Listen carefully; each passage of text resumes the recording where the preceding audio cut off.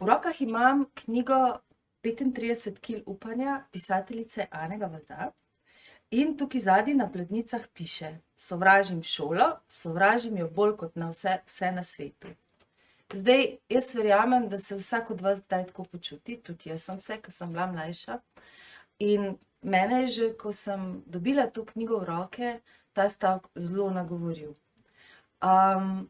Zdi se mi, da je v času, ko vsi od nas pričakujejo, da smo najboljši, da smo v šoli najboljši, da smo najboljši pri vsem, česarkoli se lotimo, da je fino vedeti tudi to, da to ni najbolj pomembna stvar v življenju.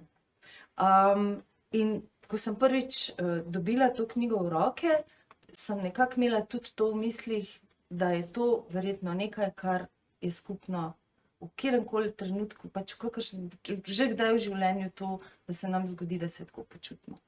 Zdaj, zgodba, ki jo pripoveduje roman 35 kil upanja, pripoveduje o Žoržu, o fantu, ki že v bistvu, odkar je vstopil v šolo, ima težave. V vrtcu ima še eno prijazno vzgojiteljico, ki je nekako razumela, da mu mogoče kakšne stvari grejo malo počasneje, ampak da je pa spreten od drugih. V osnovni šoli in potem v srednji šoli se pa stvari zelo spremenijo.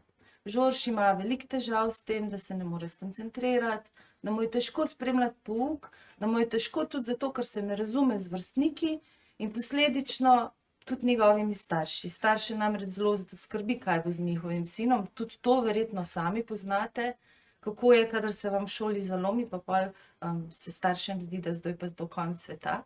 No in ta knjiga govori o tem, da ni nujno to konec sveta. Žorž na srečo nima okrog sebe samo ljudi, ki jih skrbi, kaj bo, ali pa ki se norčujejo iz njega zaradi tega, ker mu v šoli ne gre.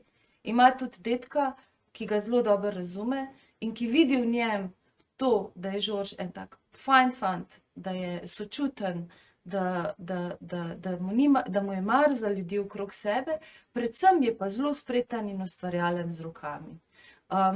In na srečo v tem romanu se zgodi to, da Žorž najde svojo pot. Se pravi, pride do šole, kjer ni toliko važno to, a ti znaš dobro računati, lepo pisati in lepo ubesediti svoje misli, ampak je pomembno to, da znaš ustvarjati, da znaš s svojimi rokami narediti nekaj novega. In seveda tudi z glavo, tle glava ni izključena, da ne bo pomote. Zdaj, kar je tiste, ki se vam zdi, da pa vse ne bi brali te knjige,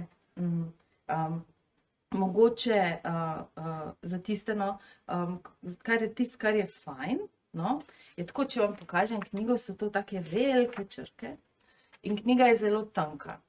In dajte se, čist malo se dajte vseeno pustiti zapeljati tej knjigi, ker verjamem, da vam bo fino branje, kljub temu, da zveni zdaj to, da je to ena taka težka tema, je roman napisan na tak dostopen način.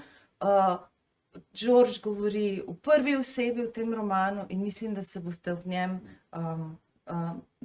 njem tudi našli in se imeli dobro.